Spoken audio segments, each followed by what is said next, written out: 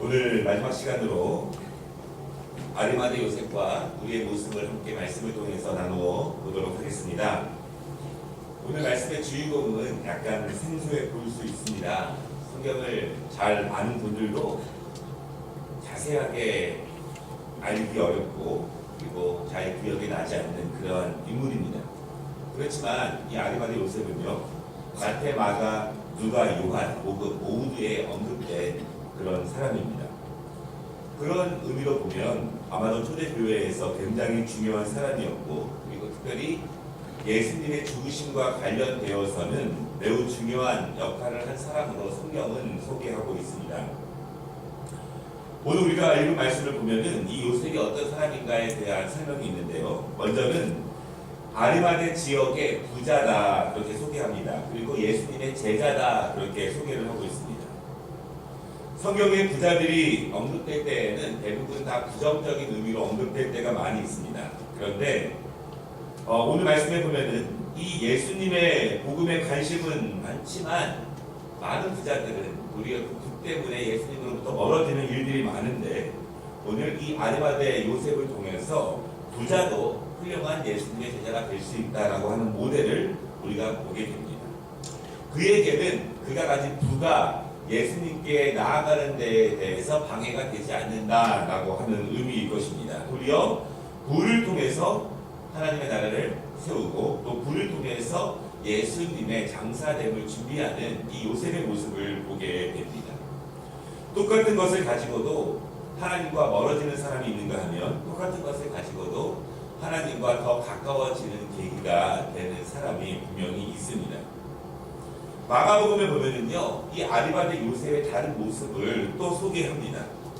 마가복음 15장 43절에 요셉은 빌라도에게 들어가서 예수의 시체를 달라고 요구를 하는데, 어떻게 표현을 하고 있냐면 당돌하게 빌라도에게 들어가서 시체를 달라고 요구했다 그렇게 말하고 있습니다. 이 당돌이 이 말의 뜻은 용감하게 그런 뜻입니다. 용감하게 로마 총독인 빌라도에게 들어가서 예수의 시체를 달라고 이렇게 말합니다. 여러분, 용감한 것이 아무나에게 있는 것은 아니죠. 그런데 그가 이 마가복음에 보면은 용감한 이유가 조금 나옵니다. 그는 존경받는 공회원이다 그렇게 소개합니다. 유력한 정치인이다 그런 뜻입니다. 이스라엘은 로마 황제 아래에서 자치권을 가지고 있죠. 그 자치권은 사내들인 공회에 72명인데요. 그 안에는 대제사장, 그리고 유력한 종교인들, 그리고 정치인들이 구성되어서 이제 유대를 정치적으로 다스리는 그 일을 하게 됩니다. 그런데 요셉이 거기에 회원이다라고 하는 것이고, 우리나라식으로 말하면 유력한 국회의원이다 그 정도의 뜻으로 볼 수 있습니다. 그렇기 때문에 당당하게 빌라도에게 가서 돌아가신 예수님의 시체를 달라 이렇게 요구를 하게 됩니다.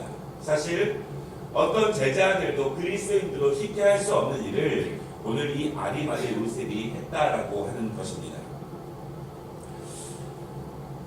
마가복음 15장 43절에 요셉의 또 다른 면을 소개하는데요. 그를 이렇게 소개합니다.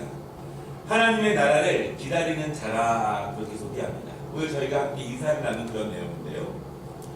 그는 유력한 정치인이지만 신실한 그리스도인입니다. 이 땅에서 정치를 하고 이 땅에서 정의를 구현하지만 법을 구현하는 사람이지만 동시에 하나님의 나라를 사모하고 하나님의 나라가 임하기를 기다리는 사람이다 라고 하는 것입니다. 참 멋있는 표현 같습니다. 만약에 누가 우리를 소개할 때 저분은 하나님의 나라를 간절히 기다리고 있는 분입니다 이렇게 소개한다면 얼마나 은혜로운 그러한 소개이겠습니까? 아마도 이 아리마대 요셉이 평소에 어떤 사람인지 주위에 사람들이 그를 어떻게 평가하는지 우리가 알 수 있는 그러한 말씀입니다. 누가복음 23장 50절에 보면 이 아리마대 요셉에 대한 소개가 또 나오는데요. 이렇게 소개합니다. 공회 의원으로 선하고 의로운 요셉이라 하는 사람이 있으니 그들의 결의와 행사에 찬성하지 아니한 자라. 그는 유대인의 동네 아리마대 사람이요 하나님의 나라를 기다리는 자라.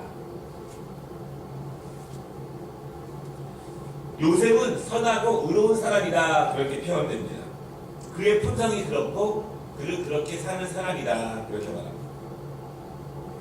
유력한 정치인이지만 스스로 높아지려고 하지 않고 다른 사람 위에 군림하려고 하지 않고 모든 사람들이 바라고 희망하고 있는 선하고 의로운 유력한 정치인의 모습, 이것이 아리마대의 모습입니다.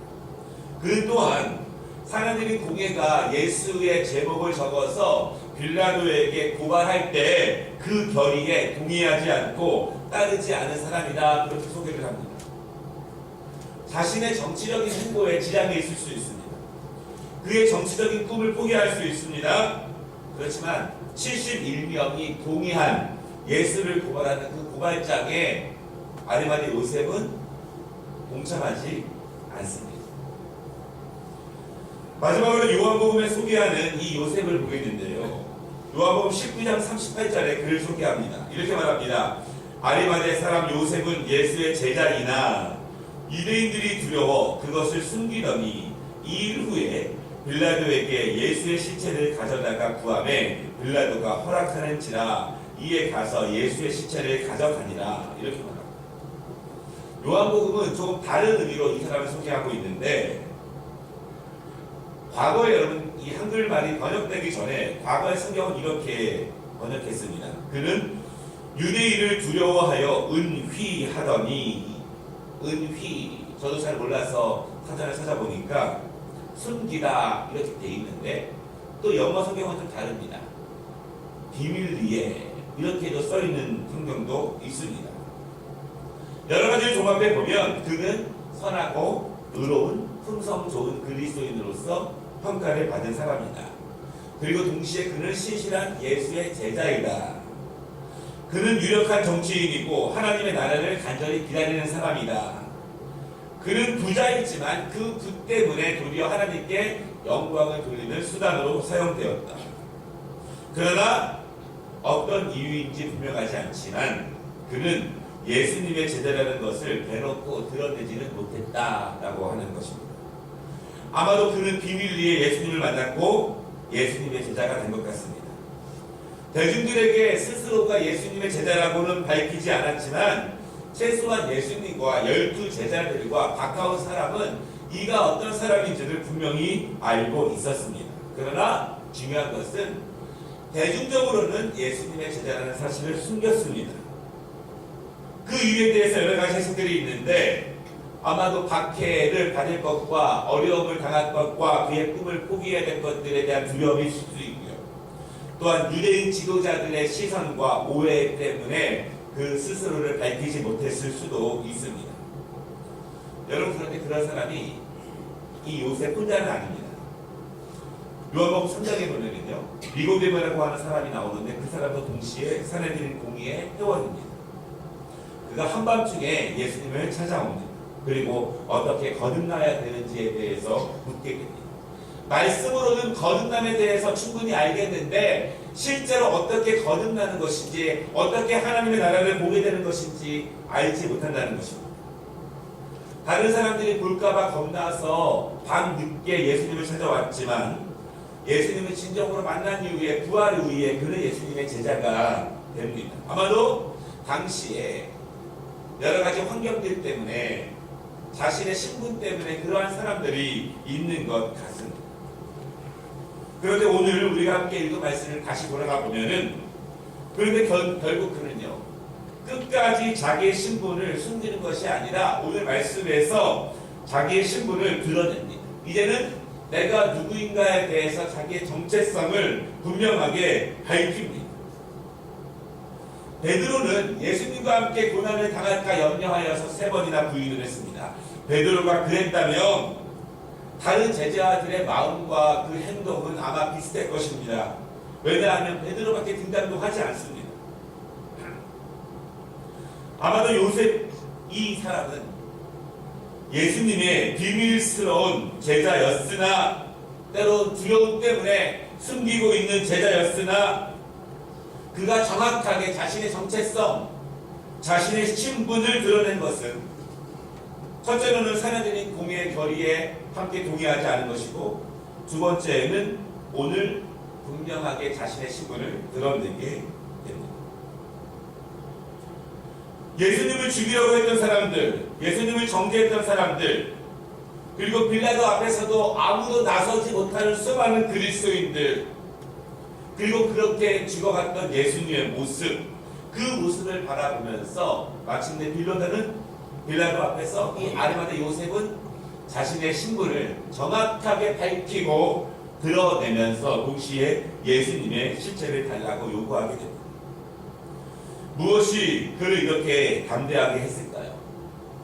그는 자기의 신분을 밝히기까지 얼마나 내적 갈등과 괴로움이 있었을까요? 예수님을 따라다닐 때에도, 예수님의 말씀을 들을 때에도 여러 가지 이유 때문에 자신의 신분을 대중적으로 밝히지 못한 괴로움이 그 안에 있을 것이고, 예수님이 사라지는 공의의 결의에 붙잡혀서 십자가에서의 죽음에 이르는 동안까지 그는 얼마나 괴로웠을까요? 왜냐하면 그가 분명히 할 수 있는 일이 있었을 텐데, 그가 그 큰 대세를 막을 수는 없지만 예수님의 무죄에 대해서 법적으로 증언할 수도 있을 텐데, 여러분 여러 가지 이유가 있겠지만 나서면 편합니다. 밝히면 편해지는데 나서거나 밝히지 못하면 그때까지 정상적인 사람이고 신실한 그리스도인이라면 마음에 굉장한 내적 갈등이 분명히 있었을 것입니다. 내가 따르던 그분이, 내가 섬기던 그분이, 나를 구원한 하나님의 아들이, 이 땅의 주인인 메시아가 이스라엘의 이기적이고 거룩하지 못한 그 종교 세력들, 그리고 로마의 정치인들과 연합하여서 예수님의 죽음을 보고 그는 끝내 분노하게 됩니다. 그리고 자기 안에 있는 성찰과 깊은 반성이 그의 행동으로 나타나게 됩니다. 너무 늦게 자신을 밝히는 거지만 골고다 언덕에서 죽으시고 그 시체가 어디에서 동물의 밥이 될지도 모르는 그 예수님, 그 주님, 그분에 대한 마지막 최고의 예를 바치고 싶어서 그는 예수님의 시체를 강돌하게 달라고 요구합니다. 이제는 자기의 신분을 밝힙니다. 이제는 그에게 어떤 비난과 어떤 시선이 올지 모릅니다. 왜냐하면 예수님은 죽었기 때문입니다.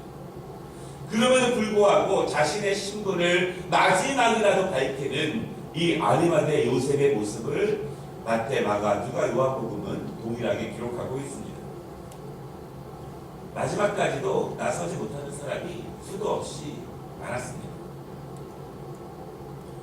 이 아리마대 요셉과 같은 모습이 우리에게도 있을 수 있습니다. 우리는 나름대로 신실하게 그분의 가르침을 따르고 선하고 의롭게 살려고 노력을 합니다. 정의로운 일을 추구하고 말씀을 실천하는 예수님의 제자로 살고자 노력을 합니다. 그러나 너무 비밀리에만, 너무 내적으로만, 너무 교회 안에서만 그렇게 하려고 하는 모습이 우리 안에도 있을 수 있습니다. 대중적으로 친구들과 동료들은 내가 그리스도인인지 모를 수도 있습니다. 아니면 일부러 말을 안 했을 수도 있습니다. 일부러 그리스도인의 모습이 내게서 나오지 않도록 했을 수도 있고, 혹시나 그리스도인들이 하는 습관들이 다른 사람들에게 비춰질까봐 두려워하기도 하였습니다. 그리스도인이라는 것을 드러내지 않기 위해서 세상 사람들과 똑같이 어울리고 똑같이 시간을 보내고 똑같은 모습으로 살아가고 있는 것이 우리의 모습일 수도 있습니다. 고난주간을 보내면서 우리의 신분을 명확하게 드러내는 시간이 되었으면 좋겠습니다. 내가 목사이고, 내가 장로이고, 내가 안수집사이고, 내가 권사이고, 내가 집사이고, 내가 성도라는 것을, 내가 그리스도의 제자라고 하는 것을 당당하게 드러내는 것이 중요하다고 생각합니다. 우리의 정체성이 분명해지면, 정체성을 분명히 밝히면 그에 합당한 거룩한 행실이 우리 안에 힘있게 됩니다.